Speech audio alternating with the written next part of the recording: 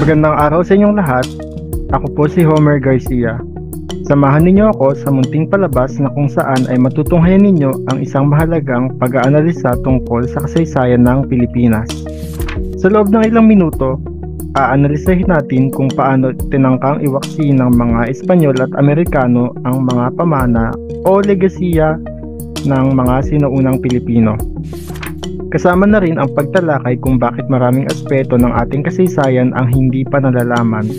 Ano nga ba ang mga layunin ng mga dayuhan sa pagsira ng ating kultura? Simulan natin sa pananakop ng mga Espanyol.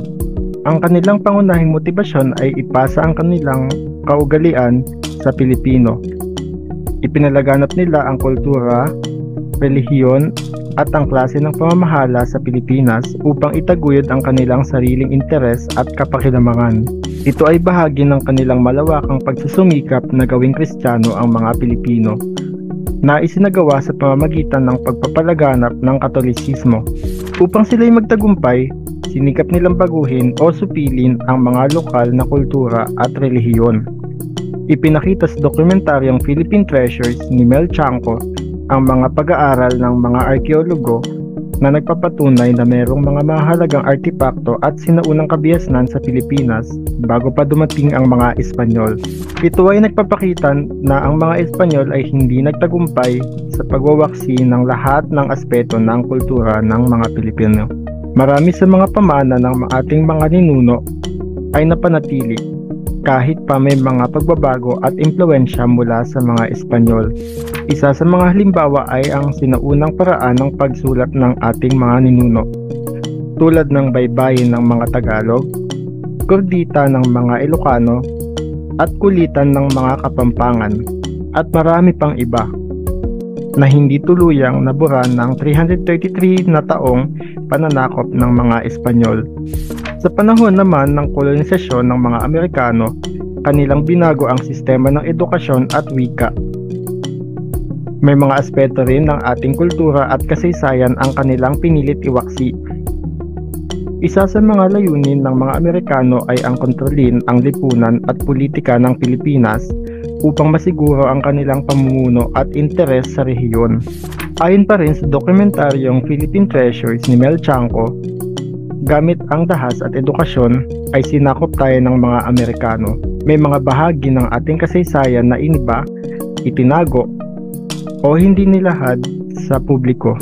Sinikap ng mga Amerikano na itago ang mga bayani ng ating kasaysayan tulad nila Macario Sakay, Felipe Salvador, Teodoro Asadillo, Luciano San Miguel at marami pang iba upang mapanatili ang kanilang kontrol sa ating bansa.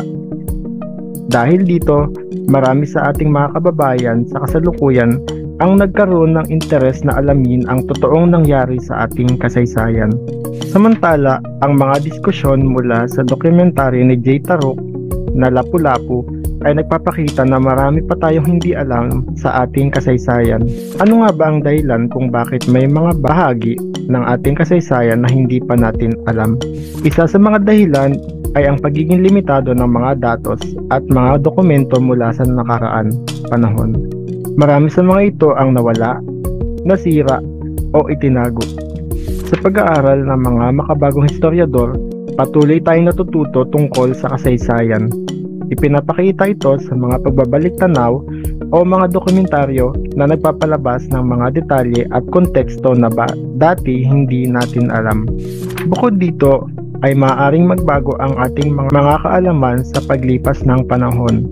Ano nga ba ang kahalagahan ng pag-aaral ng kasaysayan? Ang pag-aaral ng kasaysayan ay nagpapalawak ng ating pangunawa sa nakaraan at nagdadala sa atin sa mas malalim na pag-aaral at pag-unlad. Ito rin ay nagpapakita na ang mga kaganapan sa kasaysayan ay madalas na may iba't ibang perspektiba.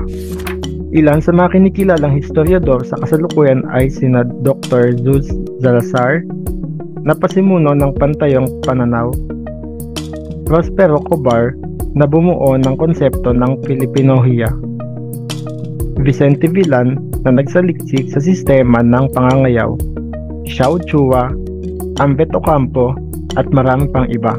Sa makatuwid, hindi tayo dapat maging kontento sa kung ano lang ang ating nalalaman tungkol sa ating kasaysayan. Dapat tayong magkaroon ng kritikal na pag-iisip at maging handang makinig sa iba't ibang opinyon at pagsusuri. Sa huli, mahalaga na maunawaan natin na ang kasaysayan ay hindi tulad ng isang aklat na may katapusan. Ito ay isang patuloy na proseso ng pagsusuri at pagtuklas na nagpapalalim ng ating kaalaman ukol sa ating mga ninuno at bansa. Ayon kay Renato Constantino, ang kasaysayan ay ang sama-samang pagkilos upang baguhin at paunlarin ang buhay.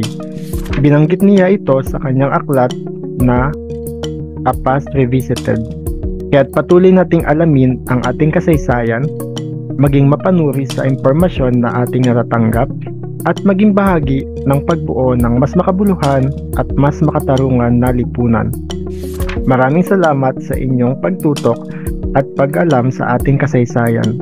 Huwag tayong titigil sa pag-aaral at pagtuklas ng mga bahagi ng ating kasaysayan na maaaring hindi pa natin alam. Muli, magandang araw po sa inyong lahat at magkita-kita tayo sa susunod na video. Paalam!